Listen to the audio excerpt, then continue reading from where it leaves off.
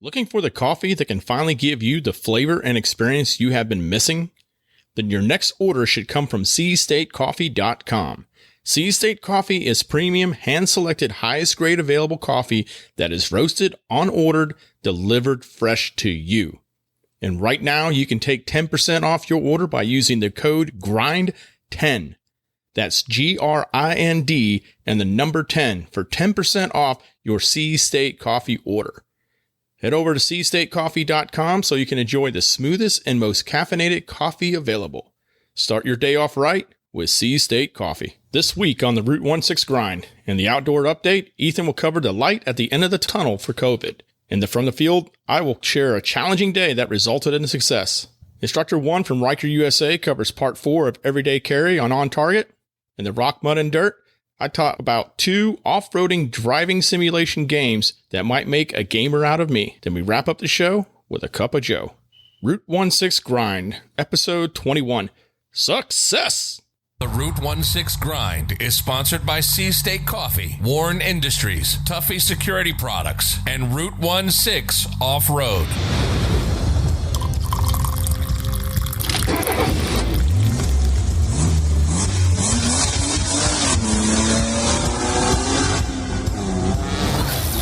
Welcome to the Route 16 Grind, the podcast for outdoor adventurers. Each week, we bring you information related to off-road and outdoor activities.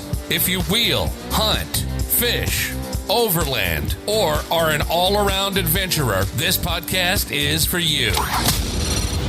Each week, we pour a cup of Sea State coffee and talk about informative topics, the gear, and the training that can help you have a successful outdoor adventure. We have amazing contributors and some great conversation.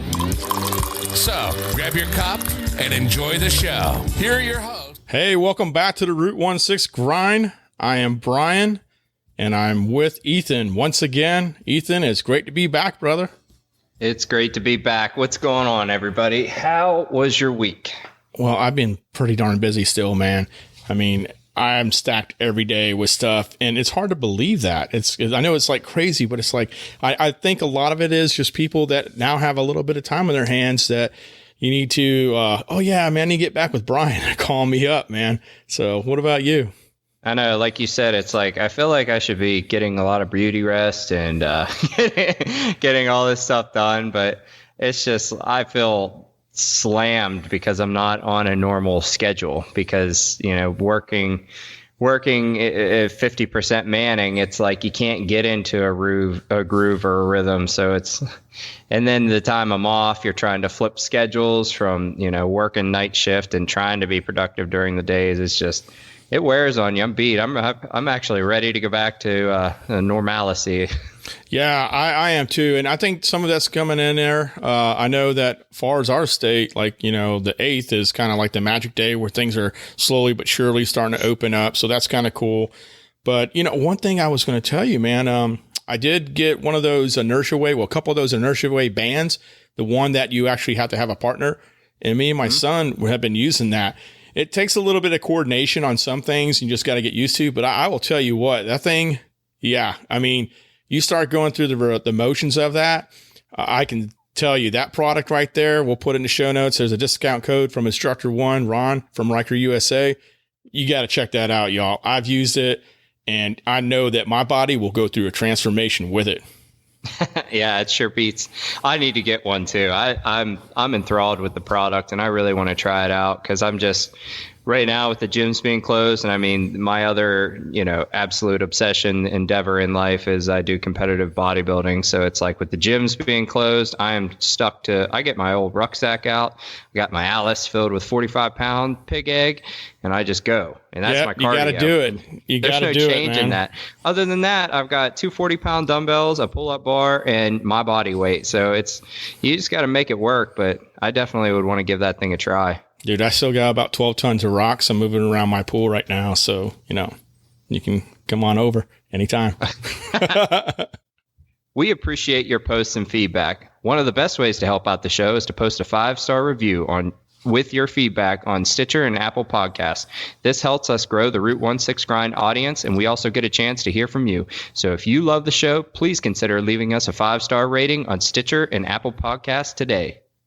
The Outdoor Update is brought to you by Tuffy Security Products. Having your vehicle broken into is not a laughing matter. Trust Tuffy Security Products to stop opportunistic thieves. Tuffy is the industry leader in automotive security and provides peace of mind when you walk away from your rig. Durable and easy to install, Tuffy Security Products has adventure-ready consoles, drawers, and lockboxes available for you to organize your rig and secure your gear. Visit TuffyProducts.com and use special offer code GRIND to save 10% on your order. Remember to lock it up. Welcome back to the Outdoor Update. This is the weekly segment where we provide you with stories, news, information from the recent going-ons in the outdoor world. And this week, I, as Brian said in the intro, want to shed just a little bit of optimism for this time that we're in. So the coined phrase, the light at the end of the tunnel. And I think that that's very fitting because, like Brian mentioned, the 8th, which is tomorrow from the day of recording, we should start to see a progression towards, I'm reluctant to say a return to normal, or will we see a new normal? What is normal after something like this? But in doing some research, scouring around, seeing what information I could bring you guys, the information was right in front of my nose. Surfing through some of my social media accounts, getting hit up by some of the dudes I shoot with competitively in the circuit. They're starting to hold some of the shoots again. The first leg of the Triple Crown for the IBO is going to be held here shortly. That's up in West Virginia. Not sure what state you guys are from, but just bear in mind and start to think about what things are starting to reopen. I reached out to some of the brands that I'm an ambassador for, and what once was factories shut down have now gone to 50% manning. What once was 50% manning are starting to come back to a new normal. Logisticians are starting to increase their route productivity, and we're starting to see the cycle, return to somewhat a bit of a, normal state with getting goods dispersed to the people and seeing some of the events that were once indefinitely postponed now have rescheduled, solidified dates. Total Archery Challenge was supposed to be this month up in Seven Springs. I like to shoot that every year. They were reluctant and very amped to cancel most of their season, which is only about a month and a half stretch. They run this, extreme shoot in about 5 different states over the course of a month. So it's a high flow, little tour that they put on. And like I said, one of the stops that I usually shoot is up in Pennsylvania. And I actually received an email about a week ago that stated, hey, we're good to go. It got rescheduled for September, but hey, at least we got something to look forward to. A lot of fisheries, state parks, and things like that, I've heard from some friends in other states, are now opening up. It's no longer illegal, or you won't get a ticket to social distance and self-isolate while you're fishing. But hey, here nor there. So I think that this is a good time to look at something. I myself am guilty of being a pessimist. So I think that it's a good time to flip that switch, be an optimist, know and recognize what we have to look forward to, and start to see that things are going to be opening back up for us to enjoy. Yeah, I'm ready. I mean, I'll tell you what, and as we shared in the last few shows, I've been pretty kind of active. I understand certain things are closed, but that just opens the door for something, another activity that maybe you haven't been on. And I've been focused on things that I need to get done, but it's going to be great getting back. And I know for you specifically, shooting the bow competitively, that's a spot that has been missing. You're ready to get back in there, and fine tune your skill set. Absolutely. And like you said, that doesn't mean that, most people have just sat around. I mean, I hope in some way, shape, or form you took some sort of skill and honed it, whether it was shooting, whether it was fishing, whether it was hunting, whether it was, reloading. I know that's something my dad's passionate about, and he's taken some of this time to play with some rounds and things like that. But whatever you did physically, mentally, emotionally, with your nutrition, I hope that you took this time to, just take something and, take something with a negative connotation and turn something positive out of it. The Red Warren badge says you're equipped to handle anything, ready to conquer any challenge that may come your way. That badge has stood for off-road excellence for more than 70 years. During that time, we haven't stopped innovating or striving for perfection. Be ready. Be prepared. Go Warren.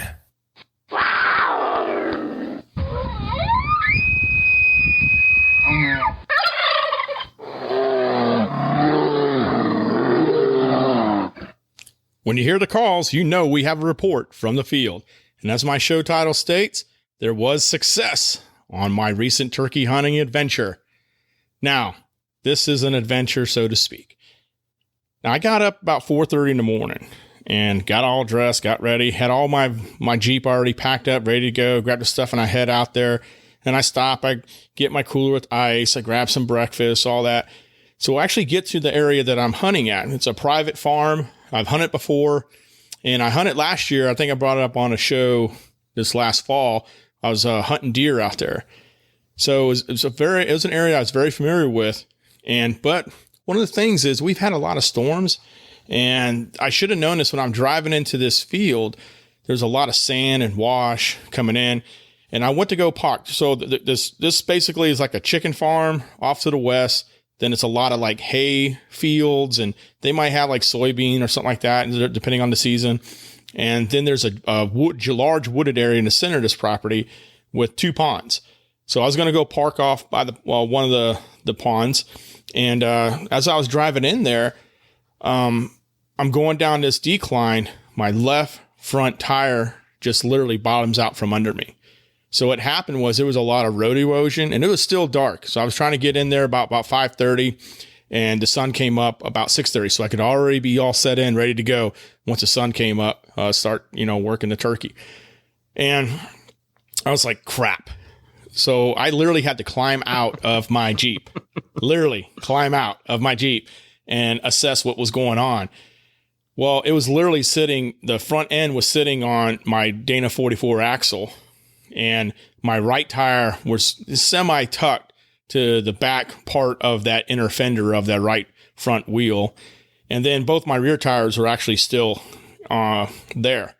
Now, I knew just by the way it was leaning, there's no way I'm just going to back up out of this, nor would I want to risk that. So I was like, well, I'm going to have to winch out. So one of the great things about what I do is I'm always talking about recovery gear while I was prepared. I had a Warren Xeon 10S winch with a remote.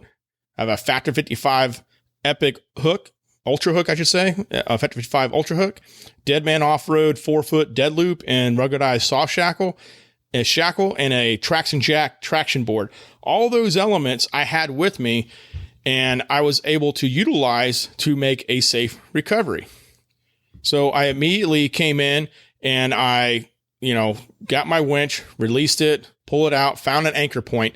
And the cool thing about the Deadman off-road recovery kit, if there was not a tree out there that I could, hook up to, I absolutely had the capability to dig in, fill it in, and make a ground anchor or an earth anchor out of that Deadman off-road kit. I was just really confident about this. Now, understand, I'm doing all this dark, so I got a headlamp, everything. So I bring my line out. I put my Deadman off-road 4-foot dead loop around the tree, basically my tree saver. And then I go ahead and put the soft shackle and hook it up to the Ultra hook. And then I go ahead and tighten up my line, reel it in. And then I utilize that. And I'm now the vehicle itself, my anchor point is about 30 degrees off the vehicle. Okay. So I'm actually pulling the vehicle toward the tree at, like a 1 o'clock, 2 o'clock position to bring my Jeep at least up. And so what I was fortunate was this was very soft sand. So as I was doing that recovery, I was able to bring the left front tire actually up on an angle onto some somewhat stable, solid sand. So once I got to that point where I felt, okay, hey, this is probably a good point where I could go ahead and start trying to do a slow crawl backwards, I put my traction jack recovery board out on my back right front tire. And the reason I did that, I didn't want it to dig in. I didn't know really what was going to happen when I started crawling back. I want to ensure I had one tire that had absolute traction on there. And so I put it on that one specifically. And I was able to go ahead and wrap up my winch line and then start crawling back and recovering. And everything went great. Was able to put everything back. Very safe. It was very challenging. But right now it's like 6:30. Sun's already coming up. I haven't even made one call yet. Now I got to go out, set my decoys, walk to my spot, set my decoys up. I had a hand decoy and I had a Jake. So I set those up and I started making calls. And this went on for about 3 hours. Call, nothing, So a little bit of a yelp, the little, sweet Susie call. You got that going on. I'm like, man, I'm trying to get something stirred up. Nothing. And probably about the hour and a half mark, I hear this like woof, woof, woof, going by. It was a freaking turkey that actually flew about 40 yards away from me over the pond. And I was like, holy cow, at least I know they're there. But I'm still calling nothing. I'm not getting anything back. So about 10:30, I start hearing a truck come up. All right. And I'm thinking, son of a gun. I'm thinking it's either a farmer or maybe a ranch hand, something like that's coming up. Nope. Just two guys wanted to go fishing. And literally, I'm all like, turkeyed out. I got my camouflage on, all that. And so I wave my hand because I obviously got my shotgun and all that. And I want to spook anybody. And obviously, I don't want them to come run me over. And so I wave and guy drives up, goes, hey, what's up, man? We're going fishing. Da, da, da. I'm like, yeah, I'm turkey hunting. And they're like, all right. And so I'm just assessing this. Like, okay, I got my shotgun. I don't know where this turkey come in. I got guys who are going to be fishing next to me. I did not feel comfortable about this. I don't know these individuals. But because I'm prepared, I got my fishing pole. So you know what? I'll just go fish with you guys. These guys got their John boat. They put the boat in. I'm on the bank. I'm fishing. And I'm catching bluegill. And I'm catching and just releasing them and all that. This goes on for a little while. But as I'm fishing, I'm still doing calls. I haven't given up. I mean, it sounds like I gave up, but I didn't give up. Every now and then I do a call, and these guys are kind of smiling. I know they're chuckling like, this dude is crazy. But every now and then you would hear this little yelp off in the distance. I was like, oh my goodness. And the first one, you could see their heads go up and obviously my head go up like, oh my goodness. So I was getting a little bit of action there. So these guys were there for a couple hours and then they finally called it like, hey, yeah, we're leaving, all that. Well, I'm thinking, okay, I can go back to my decoys and kind of like walk around them, but I figured I would go ahead and glass them first. So I put my decoys around some sand and, a little bit of grass up on this, tall, like ridge, if you will, that goes up into the field, but I'm in a depression. So I get up to a point where I can glass over those decoys to see if there's anything that stirred around it, any ground difference, scratching, fustering, whatever. Nothing. So I do a couple more calls. I don't hear anything. And then I go recover the decoys because I'm like, these things aren't doing anything. So I'm just going to recover them. As I'm recovering the decoys, I'm hearing another faint call out to the front right of these wooded areas. And I'm thinking, okay, I need to reposition myself. I mean, I can faintly hear it. I'm kind of deaf. So they might have been calling. I just couldn't hear it. But I'm getting these faint calls. So I have to reposition myself. So I go ahead and I go get my Jeep and I grab, everything, put it away, and I'm driving up. Now, one thing I want to make clear. So last year when I was hunting this property, remember I was hunting deer and I was hunting with a bow. So I was like, I just called it at, I think, early, like about 5 o'clock, whatever. And I was like, I'm not seeing any action. I'm just going ahead, button up and go. So I boxed my bow and, closed the case, locked it, all that kind of stuff. And I'm driving away. And as I'm driving away into this field, there's this freaking deer right in front of me, just watching me. And I stop and it's just looking at me. It's like grazing a little bit. I'm like, what? So I get out of the Jeep and I'm coming out. I'm slowly trying to do this, trying to get my bow out. And man, I'm telling you, there's no way I could get a draw on this thing. By the time I get to the point where I'm thinking that, hey, I'm going to have an opportunity here, that thing took off. So I learned from this. So when I stored my shotgun, I know I'm still in the fight. I just put it in the sleeve. I still got rounds in it. It's on safe, but I'm ready to pull this thing if I need to. That's a lesson learned from this fall. So as I'm driving, going to my new position, I come up about halfway through this wooded area. To my left is like this tall hay. It's like almost as tall as the Jeep. To the right is the wooded area. So I got this very small channel I'm driving through. And, my right side is very tight branches. And then I see in between this little gap of a trail, little turkey goes running around. I'm like, are you kidding me? So I stop. I turn the Jeep off. And I'm like, holy cow. So I said, okay, you know what? Generally, because turkeys generally are in flocks, right? So I'm like, you know what? I'm going to go ahead and get out. And I feel, because I didn't see it go in flight or anything like that. Said, you know what? I'm just going to go ahead and go light and do a little bit of run and gun in here. So I get out on my driver's side of my vehicle. I go around my Jeep. I get on the right side, right passenger door. I go in the sleeve. I pull out my shotgun and I'm, get my hood back on and all that stuff. I've cami back up. And as I'm walking forward of my Jeep, this gobbler comes right out and I see its head sticking out and it was my shot right there. And I'm telling you, just little legs were moving and stuff and that neck was stretched. And I'm like, there it is. And I took my shot, boom. And I got it. And I'm a little excited, but I notice it's still kind of up and I'm not taking any damn chances after this crazy day. Am I going to lose this turkey? So I take a follow-up shot immediately. And this is what I kind of taught my sons. You see it's still kind of up, you point right back at that face and you take a follow-up shot. And that's what I did. Well, when I was taking that shot, one of the things that when you always do, at least everything that I've researched, everything else. Now remember, this is my first turkey. Okay. I went my first turkey hunt with Chuck last year about this time. So one thing I researched, the very first thing you look for before you pull that trigger is you want to look for that beard. So I saw a beard. I'm like, oh yeah, great. Take that shot. Now it wasn't that big of a beard. Okay. So when I walk up to this bird, I'm thinking, oh man.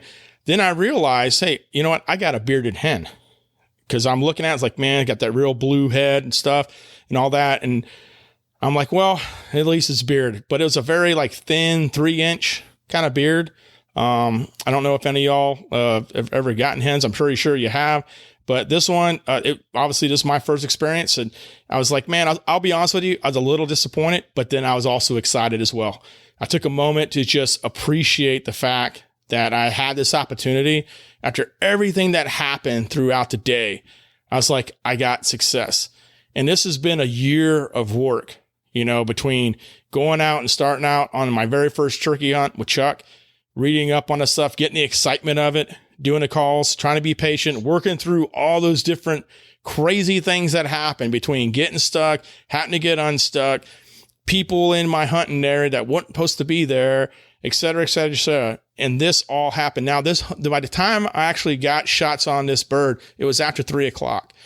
And what's kind of interesting is all the opportunities that I've had this year between me, my son, and all that have been in the afternoon after 3:00. We haven't had an opportunity in the morning, anything like that. So it's kind of crazy. And I know there's those magic hour between 10 and 2, but hey, you know what? It seems like I'm a good afternoon hunter this year. But I was super, super excited about this. So I went ahead and field cleaned this thing. I kept the feathers off the wings. I definitely kept the fan. And what I was planning on keeping the beard, but I left it in the pile of feathers when I was plucking the turkey itself. And I totally forgot about that. And obviously I didn't keep the feed. There weren't no spurs on it. I think sometimes hens do grow spurs. I was reading up on that kind of today. But yeah, I didn't keep the feed or anything like that. But I got the whole bird and I'm going to use the whole thing. So I'm pretty excited to get this thing at some point cooking.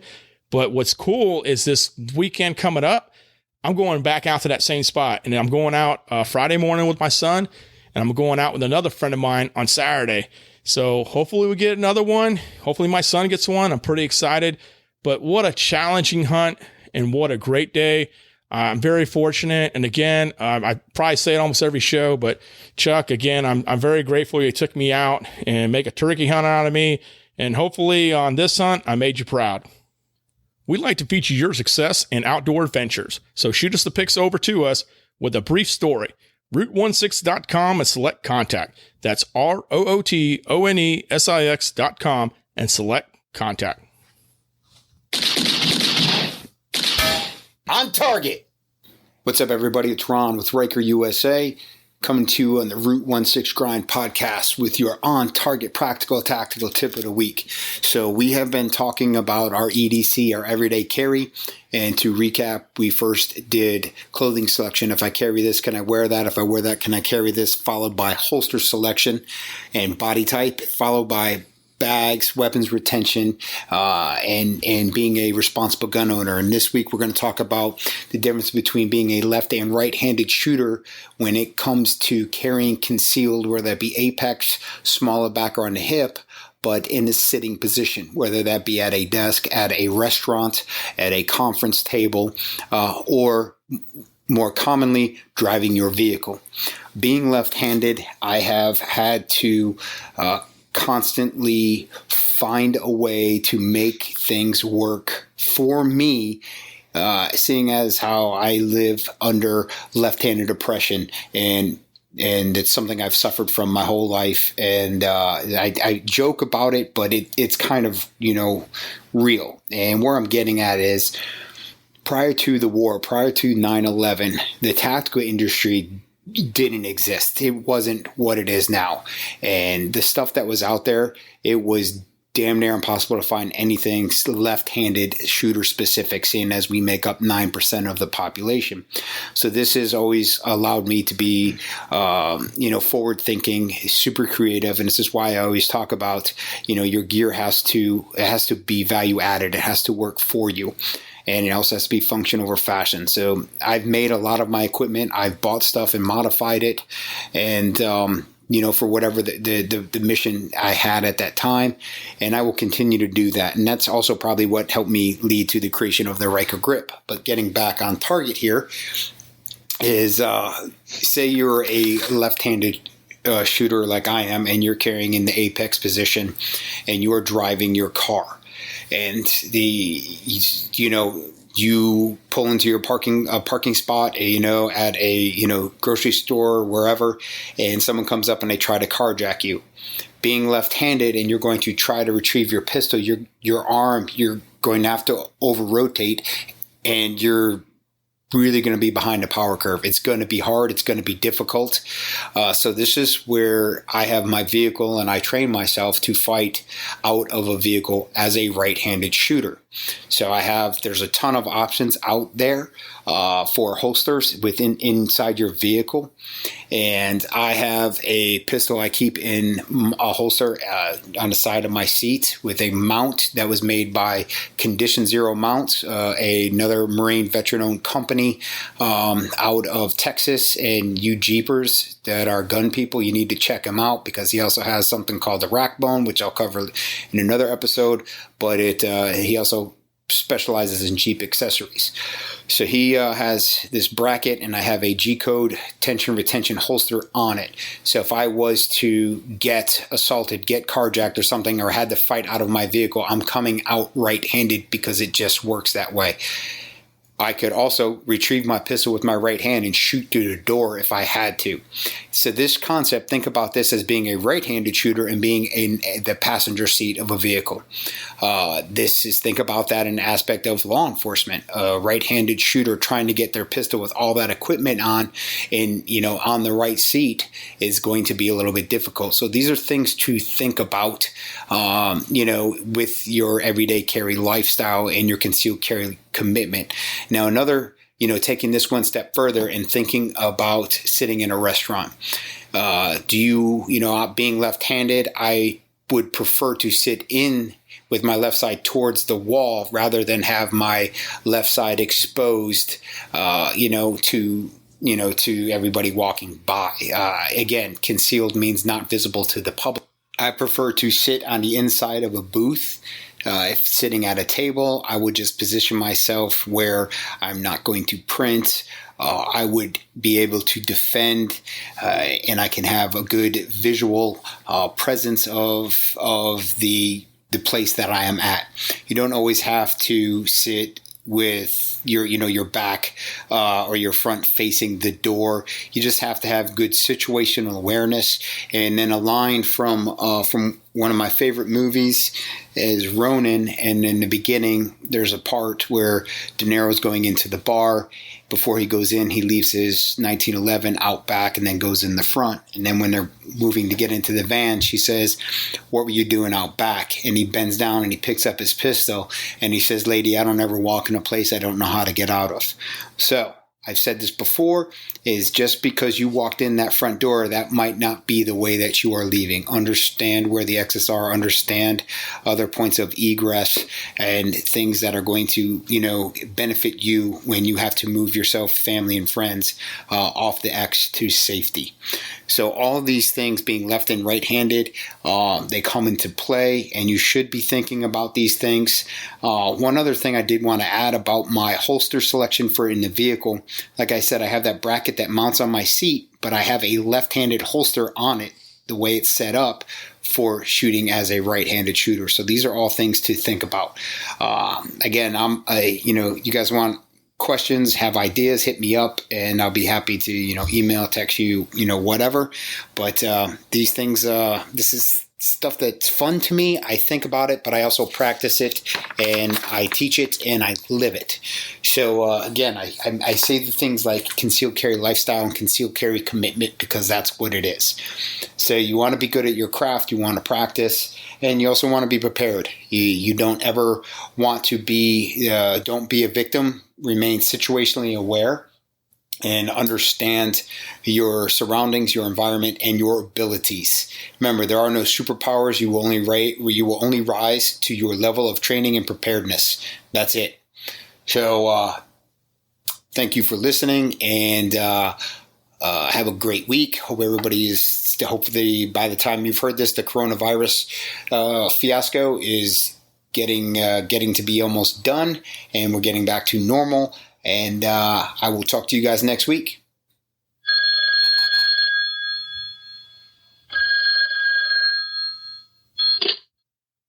Hey, this is Mickey G. And last week I thanked all the first responders and hospital workers and healthcare workers, but I left out the true heroes of the coronavirus thing, all the parents that are homeschooling their kids.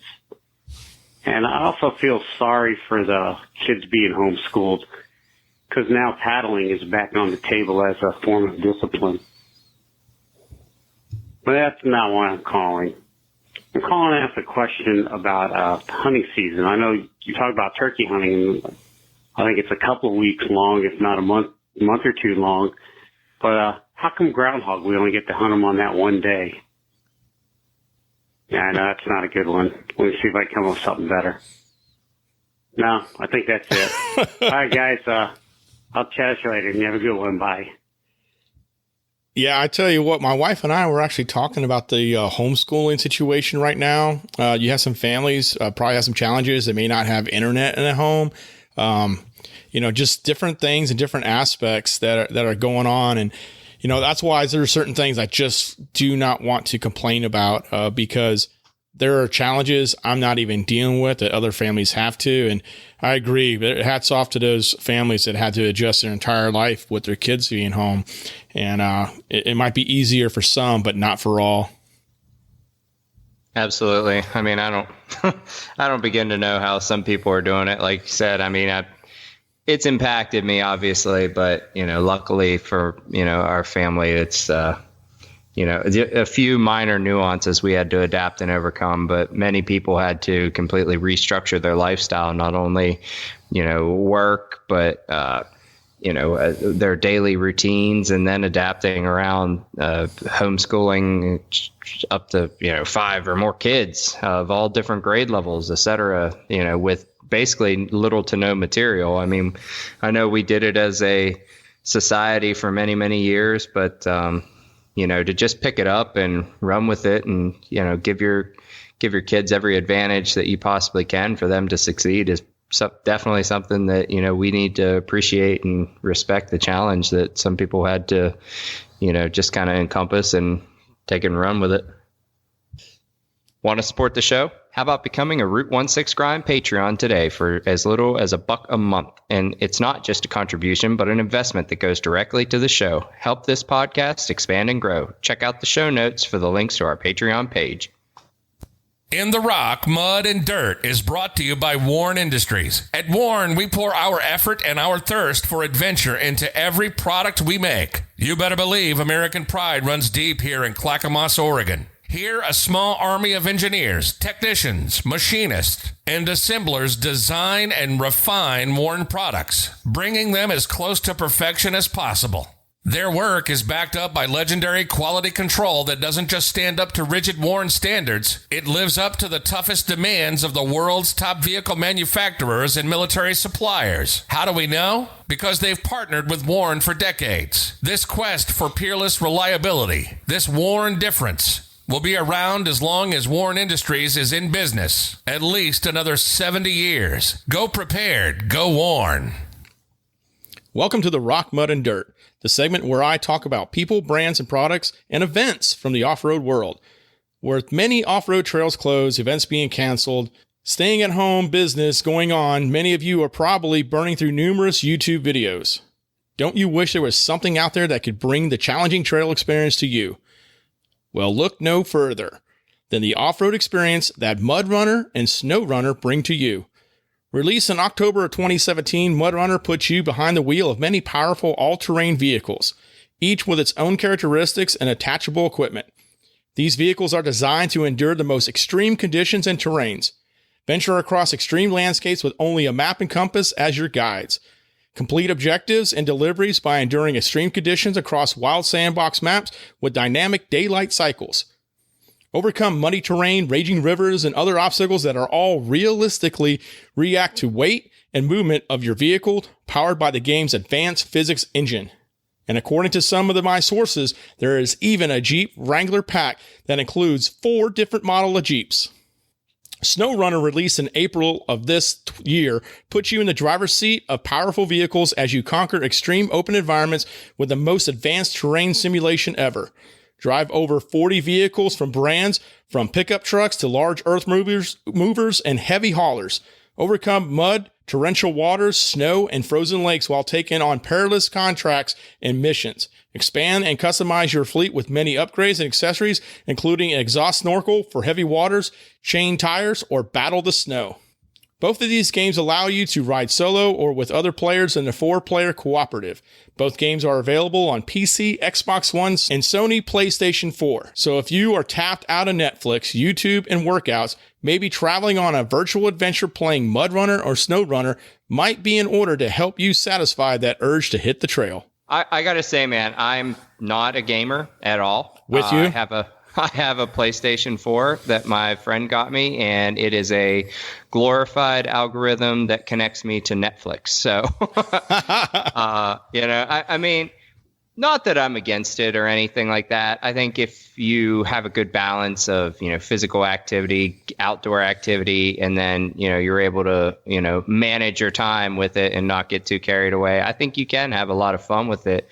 I think it does work on, some of your motor skills with, your hand-eye coordination and stuff like that. And like you said, hey, if you're tapped out on YouTube, if you just cannot fathom another cooking show or woodworking idea or home improvement something on YouTube or whatever, definitely check this stuff out. I mean, I know there's similar simulation games for hunting, fishing. I know there's what's the popular one? There's the Call of Duty. I have my own quarrels with that just because of previous life experiences. But I mean, there's some good ones out there that can definitely scratch that itch to, give you kind of a virtual reality of the things that we may not be able to experience right now. I think for me, I understand that a lot of our listeners probably are gamers. They fit into that. For myself, my son, he plays games and no problem with that. But when I first saw this, I actually found out about it through Four Wheeler magazine. I was reading through it and I was like, what's this SnowRunner thing? And I started looking at it. I was like, oh my goodness. And the videos they put, I mean, thing about it is, and I don't have an appreciation for video games because I just don't play them, but the promo spots that these things have, I totally got the hook. But I also know, and I think you kind of led up to it, video games are super addictive, and that's why I stay away from them. I mean, that's absolutely the reason. That is it. Not because I did never play them. I absolutely did. But I remember when Duke Nukem was out, me and my buddy used to sit up in our barracks, dude, and play Duke Nukem. Like, we were going through one of our shooting packages, and that gets done late in the evening. We'd stay up to like 3, 4 in the morning playing that. Get up at 5. Like, holy cow, dude! Like, we were so sucked into that. But I will tell you, if you are a gamer, or if you're just somebody that you kind of just need to, settle that itch because you're not able to hit the trails you want to, this looks like something cool. You don't need to go out what I liked about this too, you didn't have to go out and buy a PlayStation or a Xbox One. They have this available on PC. As long as your system meets the metrics to play it well, a good graphics card and RAM, I think you'll be okay. But you know what? It's pretty cool. I'm not saying I'm going to check it out, but maybe I will check it out. Yeah, I mean, I'm looking at it now, Brian, just some of the quick clips and images, and it's really good graphics. I mean, looks like it's pretty fun. cool. I mean, I was like, wow, this is pretty cool. And my very first search was, hey, does SnowRunner have a Jeep thing? Because obviously I'm a Jeep guy. And that's when I started finding out about MudRunner and, good old Reddit hooking a brother up. And I'll tell you what, it was interesting because I also had an XJ in there. A lot of times the XJ gets overlooked, but they got an XJ in there, guys. So you can probably check out MudRunner as well. No, they've got a 2500 HD lifted Denali. I'm hooked too. Want to be on the show? Maybe share with us some interesting hunting, fishing, overlanding, wheeling, or adventuring news? Then give us a call at the Route 16 Grind hotline at 919-694-3356, and maybe you will be on our next show. Since 1989, Tuffy Security Products has been the industry leader in automotive security. Tuffy has a variety of vehicle-specific consoles, drawers, and lockboxes. Tuffy manufactures adventure-ready organization and security for your Jeep, truck, or SUV. Visit TuffyProducts.com and use special offer code GRIND to save 10% on your order. The Cup of Joe segment is brought to you by C-State Coffee. Have you ever actually drank good coffee? Stop wasting your money on old, stale coffee from the store and make the switch to C-State Coffee. C-State Coffee is a United States Marine Corps veteran-owned and operated roastery, selling premium coffee that's roasted on order and delivered fresh to you. Order your coffee today at www.cstatecoffee.com. Man, that was a pretty good show. I enjoyed sharing that story about turkey, and I'm pretty excited. And I don't want to discount the fact that it was a hen. Believe me, I was very, very excited. I felt, I'm not even joking, I felt a tiny bit bad. But here in North Carolina, you can get a bearded hen. It's cool. But that's one of the things that was harped on me, and especially through my research, is making sure to identify the beard and then take the shot. That's important. It'll eat all the same. Yeah, I mean, yeah, they'll taste just the same. It's kind of like Jesse from 8 Point Outdoor talking about, yeah, I got a Jake, but you know what? They taste just as good.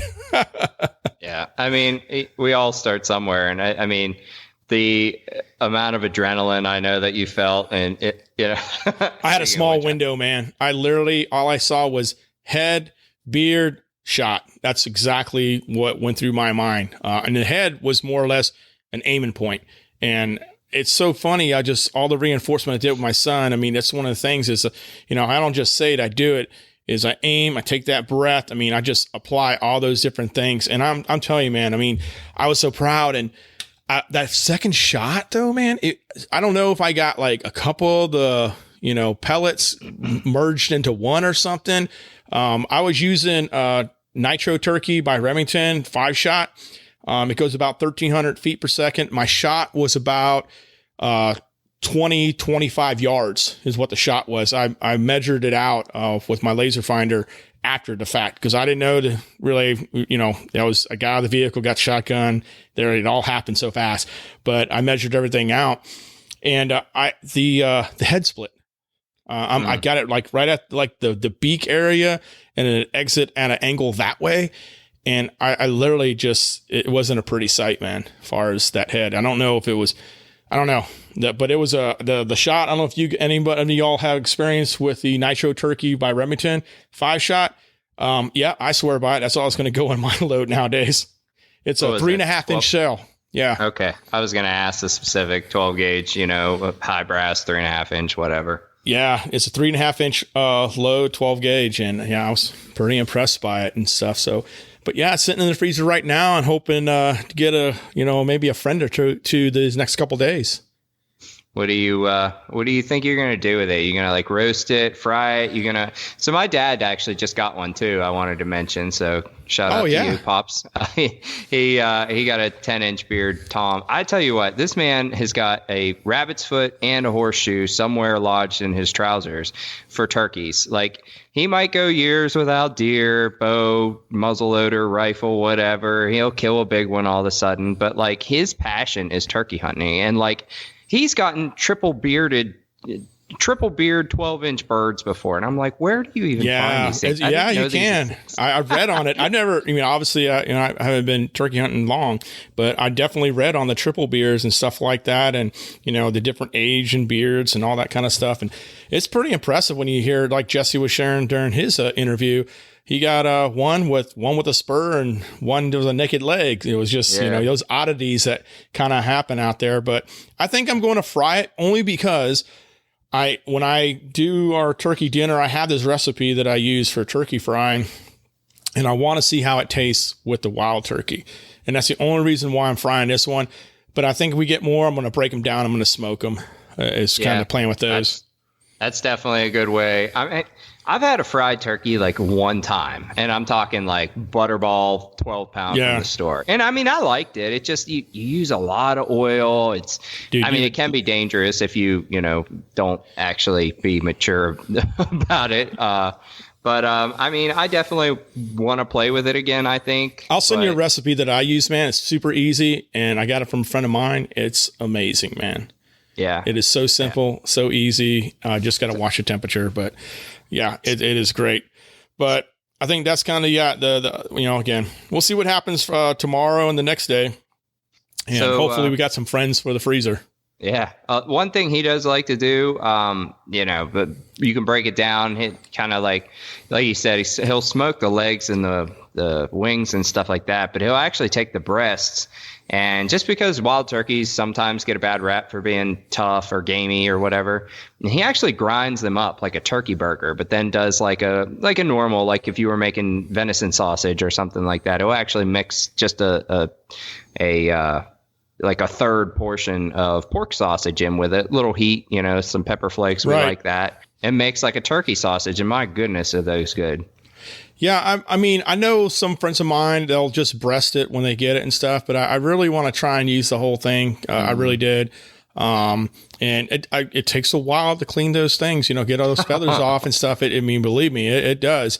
I think taking the feathers and trying to be careful, keeping the skin on, all that kind of stuff. I think I spent about an hour, is what I want to say. Found a tree, I hung it up. Now, some people will clean it from the top, from the neck down, that way. I went bottom up. I hung it, kind of like, from its feet, took the neck off, cleaned around the breast, take all the yellow and stuff off, the fat and everything. And then, obviously, went through the bottom and gutted everything out and pulled everything out and stuff. I didn't keep the heart and all that stuff. That's just, I know some people, that's their thing. It's just not mine.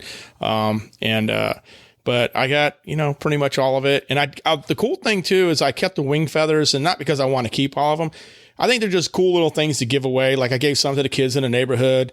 When I go back to like work, I'll probably give some to some people, they're just nice neat little tokens you can probably give to somebody. And I think it's kind of interesting. And again, you're appreciating the animal that you were able to take and harvest. And again, it can be appreciated in many different ways. But yeah, I think you hit it with appreciation, because I'm sitting here and I'm just, not that you touched a nerve or anything, but I do know, and that is like one of my things. It's like, if you're a hunter, just please do the animal and the environment a little bit of a common courtesy, and don't just be that guy that will kill a whole deer, and then you cut the two tenderloins out and leave the thing lay. Yeah. Or like you said, breast it out. And I understand you may not like everything on a bird, but or a deer or whatever, but like, if you do take that animal's life, at least do it the honor of dressing it out and, using everything that it has given you to be used. And even if you don't use it, give it to somebody who does like it. I mean, and I know people are going to argue the point of, oh, well, it feeds the ecosystem. A coyote's going to eat it or whatever. Yeah, it may very well, but you took that animal's life, on terms that weren't of natural causes. So, at least try to be resourceful. Yeah, I think you can always, like you say, you can always try and make sausage out of it. And if you don't know how to do it, you can learn. And then also you probably can find someone that makes it. There's a great guy that, is about 20 minutes from me. And I know if something doesn't turn out, the way I want it, I mean, I can easily just say, you know what, can you make this part sausage? So there you go. Be a responsible conservationist. Yes, absolutely. There you go. Because if you just go around killing everything for fun and only taking the prime cuts, then our children, grandchildren, great-great-grandchildren aren't going to have them to hunt because, Yeah, man. I mean, I know if you saw like the recent posting I had, I won that Glock 19X. Yeah. Yeah. Lucky you. It was, so my friend, his son goes to, like an aerospace academy. It's like a high school out by Outer Banks, North Carolina. And it's such a long name that won't do it justice, but he's a part of the hunting, club inside of that school system. And, I just gave him money. I just donated like $40. I want to say $20 a ticket, gave him $40 just to help his, son out because they're doing something cool. And he called me up out of the blue one weekend. And it was probably like a month ago, actually, when I found out that I won. And he said, "Hey, man, you won." I was like, "What did I win? What are you talking about?" He's like, "You don't even know." I'm like, "No, man." And I think he had me on speaker during that thing. And he's like, "Well, you won you want the Glock 19X?" I was like, "Yeah, sure."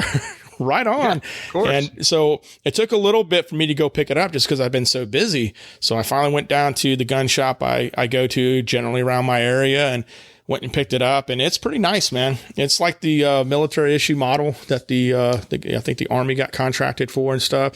It's got a Glock 17 like frame and a 19 upper, and yeah, it's a pretty sweet. It's got a great finish on it, and it's pretty sweet. I'm looking forward to getting some rounds down range with that. But yeah, that was about supporting next generation of hunters right there. Just get involved with that and want something cool out of it, and because I tell you, I'm all about that. I really am doing that with my son, and you got to do it. Get involved. You can't make a hunter without a hunter, and it takes that good mentorship and that solid education that you're able to pass on. And then I think as you as a hunter know that every time you go out, you should always be learning too. So I think that's another part of it. But, switching from hunting, because we could probably talk all show about that too.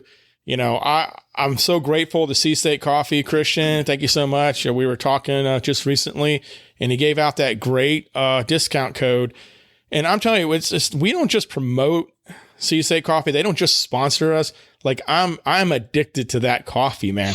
It is so good. And now you're talking to a guy that just drank Folgers, instant coffee before all this. And I've had great coffee, people. I've been all over the world and I've had great coffee and all that, but I've never had a coffee that I'm willing to actually invest in. I like Folgers because it was easy and it only cost me like $8 for like 120 servings and an instant coffee, thing that you buy at the store. I'm like, perfect. That's me. Well, until I had Sea State Coffee, it all changed. I went out and got me a grinder because this stuff comes whole bean. It's not like that ground roast where you lose a lot of flavor and stuff like that.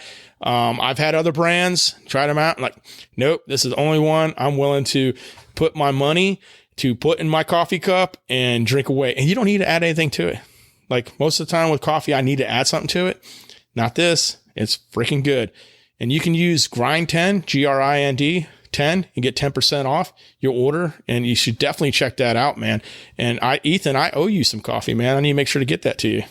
I know. You keep saying we're going to meet. We never meet. Yeah, we need to do that. Well, you know what? We need to get together anyways, man, to get I need to get my bow out. And I know I could learn a ton from you. And I definitely want to practice with you before deer season so we can go on a hunt together.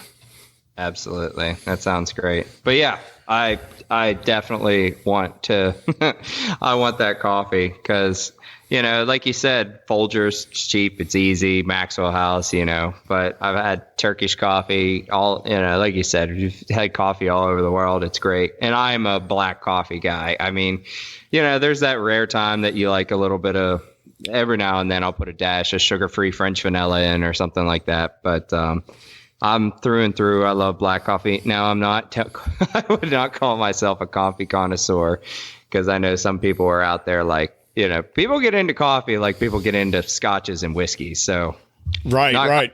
I'm not going to throw that in the room. But, I do enjoy like Death Wish and multiple Black Rifle Coffee Company brand or kinds because it's, obviously what they support and stuff like that. But it is really good coffee. But yeah, obviously coming on board and to be an ambassador for Sea State, it's a great thing what they're doing. And I love what the products that they're putting out and obviously what they do for the show.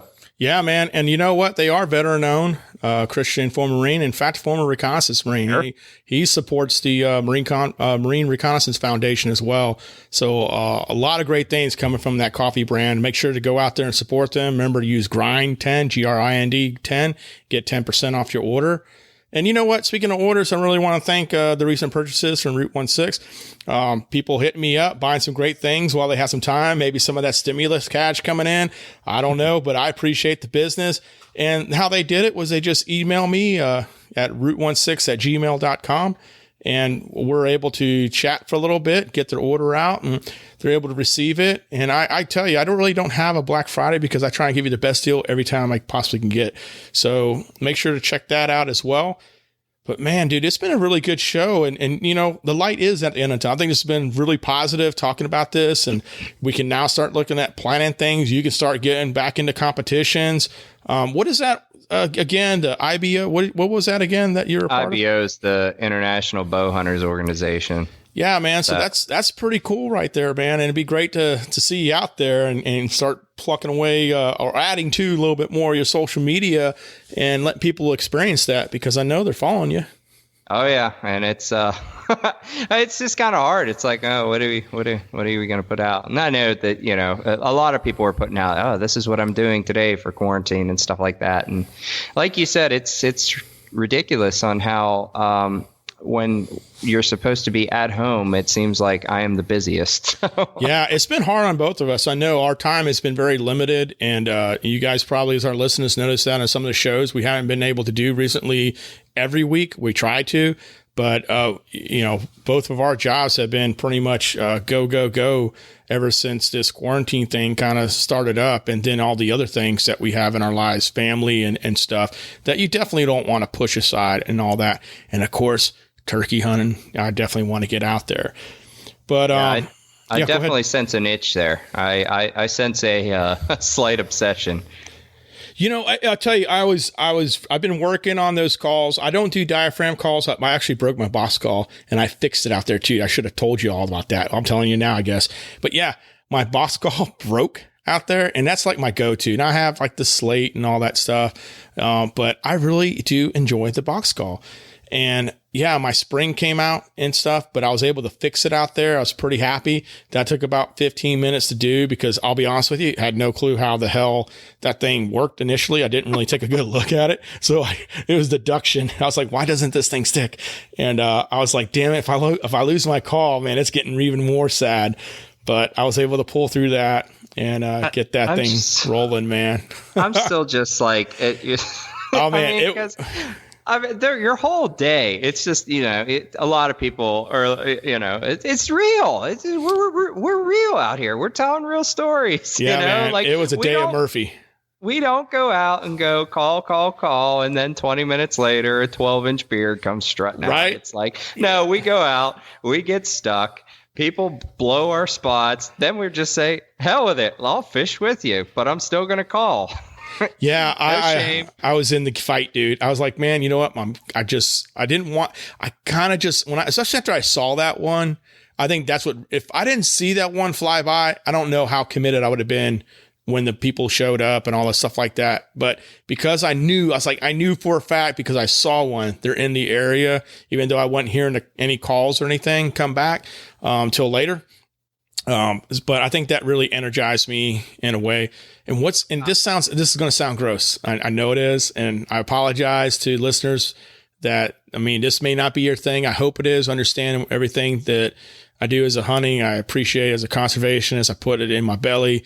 This is not, the excitement of a kill kind of thing, but this part's going to sound gross. So when I was cleaning this thing, and so I'm taking off the neck and stuff, and the skin slid off.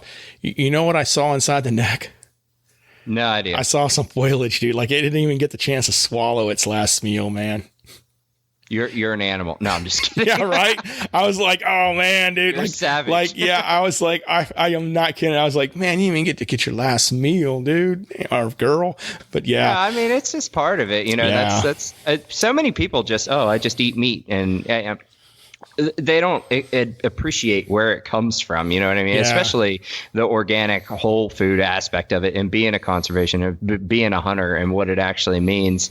And that's just part of it. The fun is the hunt, and then once there's the kill, then the work starts. Oh my gosh, man! So many emotions go through you at that moment too. Like, I'm telling you.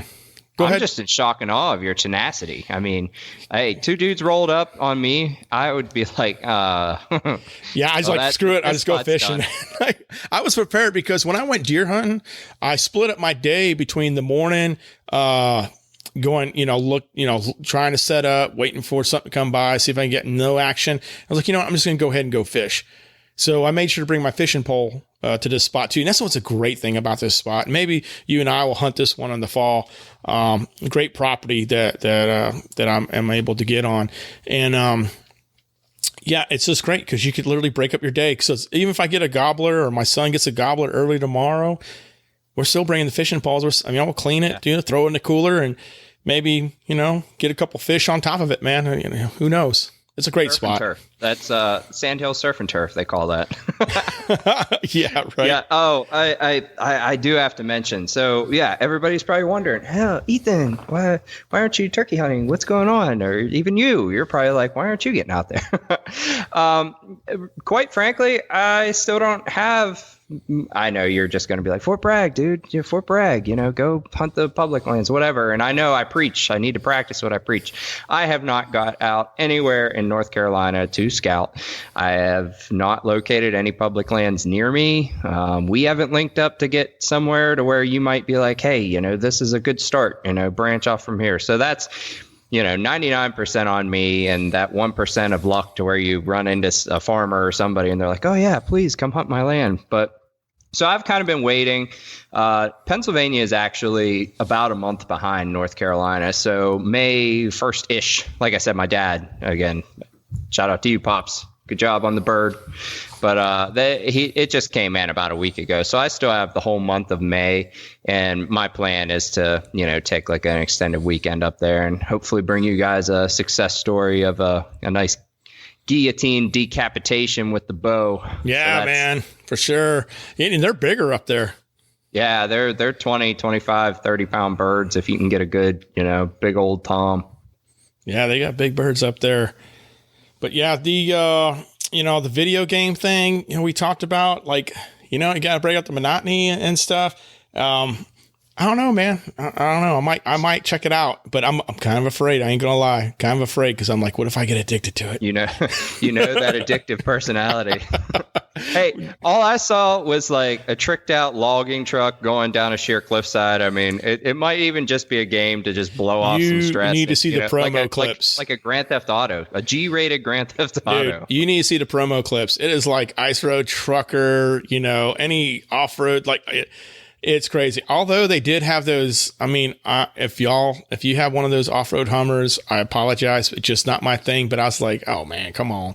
But yeah, if it is pretty, I could see where if you're actually, you got your headphones on, you're playing it, and you actually got one of those, vibrating joysticks, all that kind of stuff like that, like I could see where you would be like, holy cow, dude, this is kind of intense. Because some of the things they were showing, going through the gears, all that kind of thing, like they bring that whole action to you, man.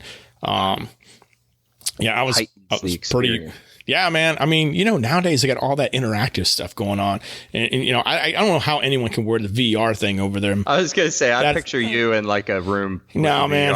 that right there. I mean, I just know that I can't be playing no game with something on my face that long. I just don't. God. But you get one of those curved screens, dude. You ever seen those kind of half moon screens? Oh my goodness, dude, that's pretty crazy. So now we're nerding out and stuff. Everyone's like, man, you guys are cool when you're talking about turkey hunting. Now you're like nerding out. Yeah. I got to fast forward. But I don't know. I might check it out. We'll see. I'll let you know. If we cancel like the next 6 shows, we're probably playing, SnowRunner or whatever. Yeah. If you guys miss us for 1 week, we're busy and we're sorry for that. But if we just, disassemble it entirely, it's because SnowRunner.